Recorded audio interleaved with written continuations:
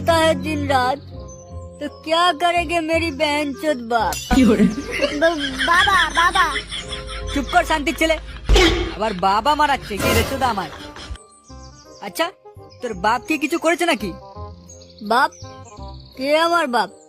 ওই শান্তির ছেলে দিলীপ আমার বাপ নাকি? কি হয়েছে একটু খুলে বলতো। আমার মা আমাকে ছেড়ে চলে গেছে। সে কি? কিন্তু কেন?